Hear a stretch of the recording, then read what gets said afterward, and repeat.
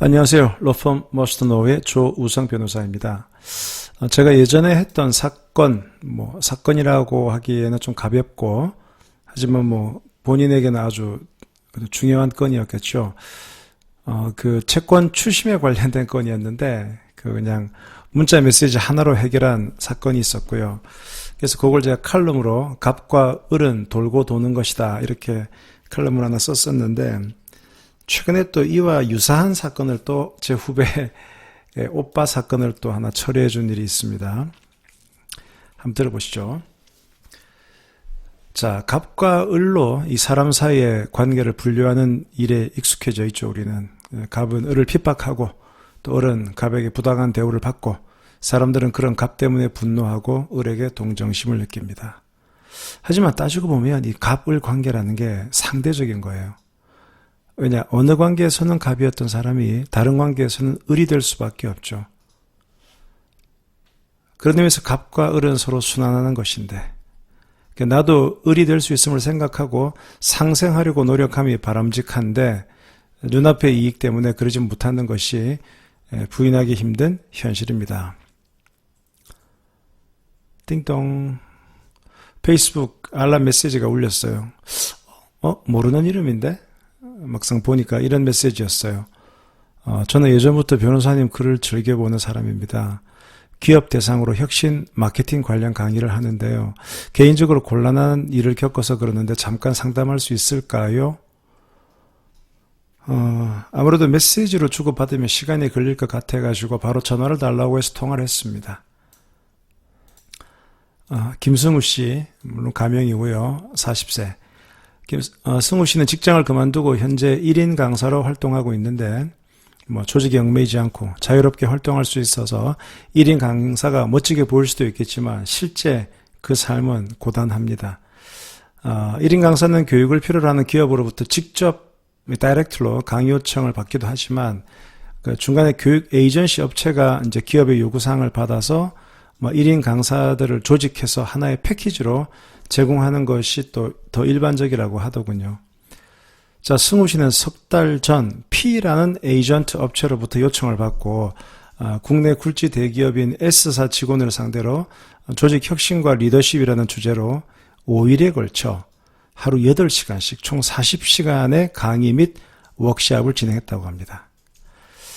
에이전트 업체로부터 시간당 15만원, 합계 600만원을 받기로 구두 계약하고요.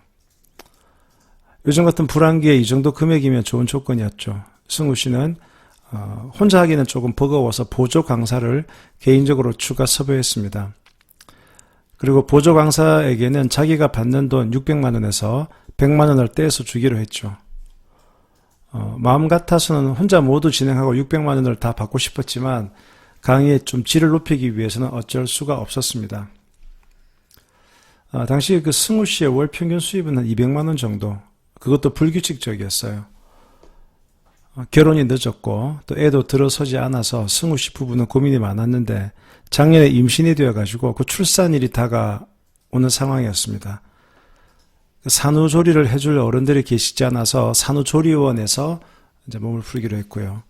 2주의 비용이 한 250만 원 정도 드는 그런 곳을 정했는데요. 더 싼 곳도 있었지만 승우 씨는 와이프에게 좋은 환경을 제공해주고 싶었습니다. 그래서 출산 관련해서 제법 비용이 들죠. 근데 그나마 S사 강의를 통해서 그 보조 강사님에게 100만 원 줘도 500만 원 정도가 확보된다는 것에 큰 마음의 위안을 얻었습니다. 사실 이 궁핍한 사람의 계산은 아주 치밀하고 정확하죠. 그 정교한 톱니바퀴의 아기가 조금이라도 틀어지면 상당히 어려워지죠. 자, 이어지는 승우 씨의 전화통화 내용은 이렇습니다.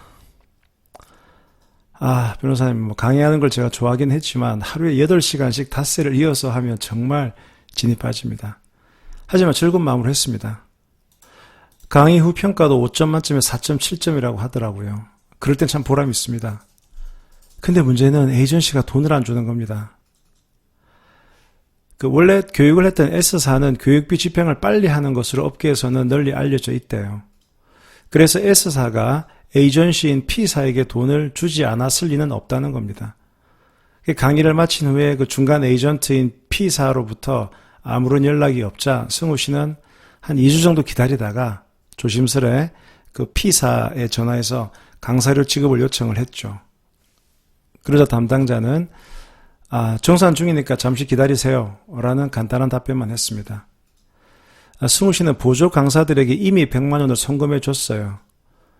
그 보조 강사들 생활이 어렵다는 걸 누구보다 잘 알기 때문에 그랬던 거죠. 그리고 승우 씨는 자꾸 돈 문제로 이 P사에게 얘기하는 게 좀 존심이 상했지만 사정이 사정인지라 P사 대표에게 직접 전화를 했어요. 그러자 P사 김 대표는 조금만 기다리세요. 정산 중에 있습니다. 라고 역시 짧게 답변이 왔습니다. 정산이라. 뭐 그리 정산할 게 많지. 그러다가 후배를 통해서 어떤 얘기를 듣게 되었는데요. 요즘 P사의 사정이 어렵고 작년부터 강사들의 돈을 좀 안 주는 일이 심심찮게 발생한다는 얘기를 전해 듣게 된 거예요. 불안해졌죠, 승우 씨는. 그래서 체면 차릴 것도 없이 김 대표에게 계속 전화를 했어요. 근데 김 대표는 그때부터 전화를 받지 않았습니다. 담당자에게 연락을 할 때만 담당자는 이 건은 대표님이 총괄하기로 하셔가지고 대표님께 직접 연락하시라 이렇게 하면서 발을 뺐어요. 그래서 정말 답답한 마음에 P사 사무실을 가봤더니 문이 잠겨 있는 거예요. 승우 씨는 머리가 하얘졌어요. 근데 백방으로 알아보니까 P사는 다른 회사의 교육도 수주해가지고 멀쩡하게 진행 중이라는 거예요. 아이가 이대로 가다가는 돈을 못 받을 수 있겠다라고 판단한 승우 씨는 주변에 아는 변호사를 찾아가서 법률 상담을 받았다고 합니다. 결론적으로 사건 자체는 600만 원의 그 강사료를 P사에게 청구하는 그런 사건이죠. 상담을 한 변호사들은 대략 두 가지 방법을 제시했답니다. 첫 번째, P사를 상대로 민사소송을 제기하는 거. 그런데 정식 소송은 아무래도 시간과 비용이 많이 들기 때문에 약식 소송, 그게 지급명령 방식이거든요. 지급명령 방식을 권했답니다. 그래서 지급명령 신청을 하고 상대방이 이의제기를 하지 않으면 그것을 확정이 되죠. 대략 소요기간은 3주 내지 한 달. 하지만 만약에 상대방이 이의를 제기하면 이제 정식 소송으로 전환이 되고 비용과 시간이 추가로 들고 또 이의를 제기하지 않더라도 상대방이 돈을 안 주고 계속 버티면 그 판결문, 그걸로 강제집행 절차를 밟아야 되는데 이 과정에도 또 시간과 비용이 드는다는 단점이 있어요. 그리고 이 방법으로 진행하는데 변호사가 제안한 비용은 150만 원 정도. 물론 실비인 인세라든가 법원에 내는 강제집행 비용은 별도고요. 이게 이제 첫 번째 민사 방법이 있고 두 번째는 P사 김 대표를 상대로 형사 고소를 제기하는 겁니다. 처음부터 돈을 안 줄 생각으로 승우 씨에게 강의를 맡긴 거라면 형법상 사기죄에 해당될 수는 있어요. 다만 사기가 되려면 P사 김 대표가 처음부터 돈을 안 주려는 고의를 입증해야 되는데 요즘 경찰 분위기가 민사 문제는 민사 절차를 통해서 해결할 것을 원하지 형사적으로 하는 건 별로 달갑게 생각하지 않는다는 거예요. 그리고 고소장을 부실하게 써가지고 내면 아예 접수조차 안 받아준답니다. 따라서 이런 상황 때문에 고소장을 제대로 작성해야 되는데 고소장 작성 및 형사 절차를 도와주는데 변호사가 제안한 비용은 200만 원. 다만 형사 고소가 되면 문제가 빨리 처리될 수도 있지 않을까 이렇게 변호사가 설명했다는 거죠. 이제 승우 씨 얘기는 이거였어요. 민사 형사 둘 다 알겠는데 이거를 진행하는 거에 대해서 비용 부담이 크고 그래서 효과가 더 강력하다고 하는 형사 절차만 우선 진행하려고 결정했습니다. 근데 확신이 안 서서 평소에 페이스북으로 보던 마지막으로 그 변호사님께 이렇게 신뢰를 무릅쓰고 질문을 드려보게 되었습니다. 그래요. 듣고 보니 전반적인 상황이 이해가 됐죠.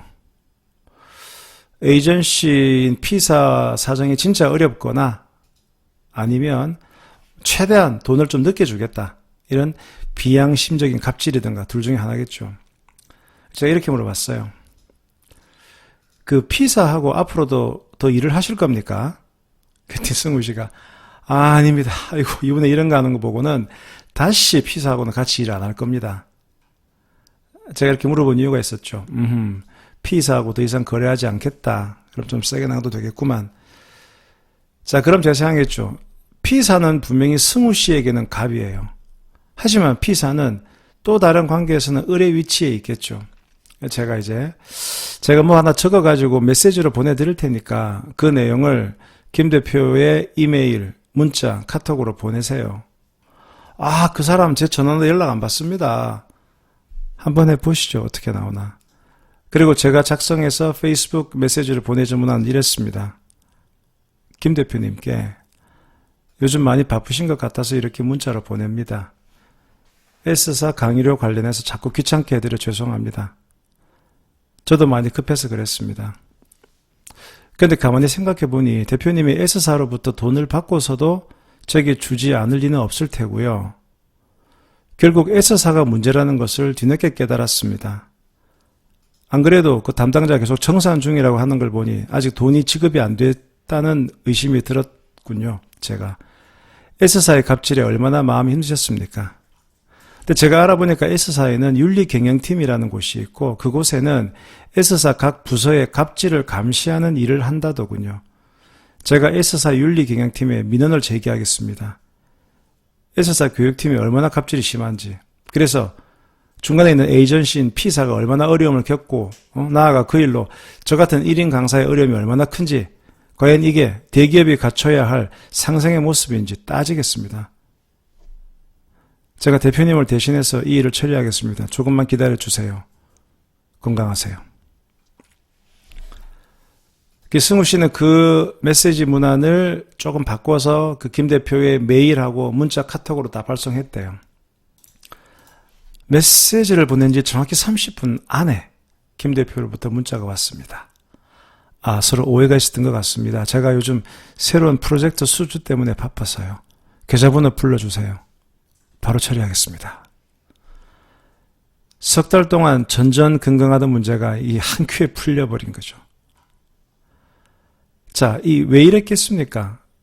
뭐 뻔한 그림이죠. 이 P사의 김 대표는 앞으로도 S사, 그 대기업 S사랑 계속 거래해야 되는데 승우 씨가 저런 민원을 집어넣으면 S사 난리 나겠죠.